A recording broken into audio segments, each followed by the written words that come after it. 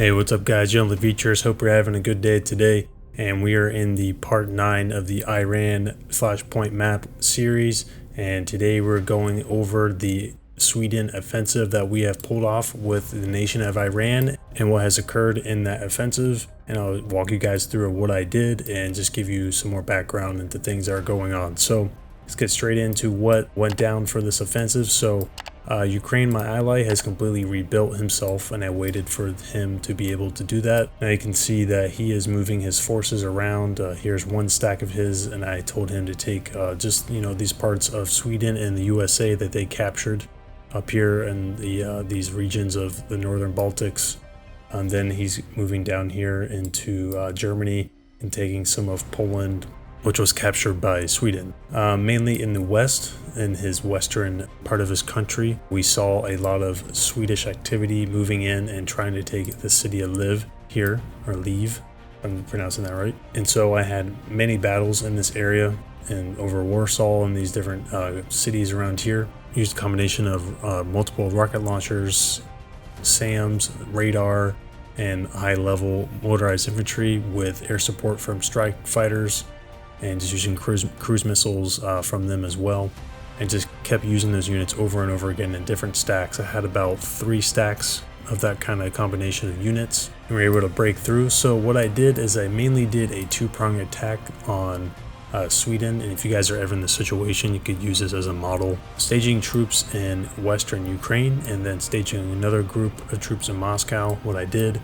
is I had a stack roll through all the way into Kaliningrad, and then once I secured that port there, I flew in about 3 to 4 naval patrol planes in this region of the Baltic Sea. You can see this line that goes straight to Stockholm. I just was patrolling them to patrol that route to make sure there was no subs, and I ended up finding a few subs in these waters along this route and took them out with my patrol planes, clearing the way for the stack from Kaliningrad to land in Stockholm. While that was happening, I moved my stack from Moscow, which was my largest stack, through here into Scandinavia, and just very precisely had waypoints set for them. Come all the way through here, and you can see this captured land. This is kind of the route that I took. Some of the land has been recaptured, but most of it is still captured. But moved them down into this city here. Actually took this city here, and then right when I got out of it, I just demolished all the buildings because my main goal was to take his capital right here in central Sweden. So as I moved through that city, I destroyed his naval ports, his army bases, and all those kind of things. And then came down to this city, did the same thing, destroyed all of them just in case he had troops stationed somewhere else or across the Baltic that he could retake it. He would have to rebuild and use resources. And then I got to his capital, ran into some resistance actually, but not much. Mainly his forces were in Stockholm in this region down here, and then he has an annexed city over here, which I've been pounding with some strike fighters, just using cruise missiles and just hitting it over and over again. But really, I think what happened was I destroyed most of his forces in Poland, or what was formerly Poland, and after I destroyed about 3 armored stacks, this stack here, what's left of it is tank, National Guard, and multiple rocket launcher, and then I have the rest of it up here in this city. So there wasn't much left. The radar unit was taken out, the SAM unit was taken out, and then my Moscow unit, most of it is actually still intact. I took 1 infantry out to take this city down here. My mobile radar is just hanging on just enough. I have enough health in the multiple rocket launcher, and now I have the air base there, strike fighters, refueling is of course. And then I've secured the area for any USA or Sweden forces to come in by sea on this part. I got a destroyer already stationed and planning on sending more from my Navy in the Mediterranean. And yeah, here's all my Mediterranean ships, just keeping a blockade right now from the USA, keeping a good envelope.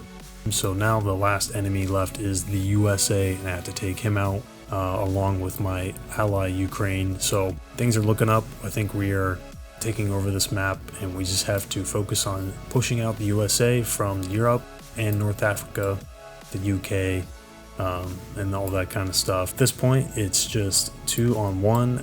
Now the USA has a pretty good position, I think, for himself. He's built large bases. He's got level 4 naval bases, level 3 at this one. So I know he's going to have some kind of navy. I haven't really encountered too much, just a few destroyers that I've been able to to kill off every now and then. He's tried to come through my blockade, but I know he's got forces saved up. He's got an annex city in central Spain, not too many other cities. I know he's taken more of the UK, so he's trying to get closer and get more established as he's getting closer to fighting us full on. But now he's all by himself. So alright, so that's basically what happened, guys, and let's go into the research as always just to show you where I'm at. Infantry is the same, level 6 motorized infantry. My tank is going to be level 3 pretty soon here. You see it's at 79%. Plan on getting that to level 4 at the least. I would like to get to level 6 so I could use the airlift, but I know it's a lot of resources and I might have to use that on something else. Multiple rocket launchers, I have them as my highest support, and they are at level 4, and I do plan to get them to level 6. Sand launchers are at level 3. I need to get them to level 4 so I can use the airlift ability here. And then my mobile radar is at level 3 right now. And if you get your mobile radar to level 3, you can use the airlift. And to me, if you get the airlift, that's pretty good, and it has a much better range and better detection for this one. So, and then let's go to helicopters. Nothing in helicopters. My strike fighters are still at level 4. I do plan to get them some more range with the fuel optimization. Might go for the super flanker, but not a huge necessity for me right now. My heavies, naval patrol aircraft, is at level 2. I may go all the way here to get more missiles for the aircraft, because I'm going to encounter a lot of naval units probably from the USA, and these would be helpful to launch those cruise missiles. And then my navy, I'm actually currently leveling up the destroyers to the survivability refit, and then I do plan to get it all the way leveled out to the lighter class, and then that'll be very strong. It's going to have about 50 hit points, I believe. I believe it'll have 50 hit points. Yep, you can see it has 50 hit points, the lighter class, and that'll be a very, very strong destroyer with the capacity of 2 cruise missiles. I may level up the cruise missiles like a little bit to get them just a little stronger, because I'm kind of expecting the USA to have some kind of defense, because he's seen how many cruise missiles I've been able to shoot down, so I know he's been watching me.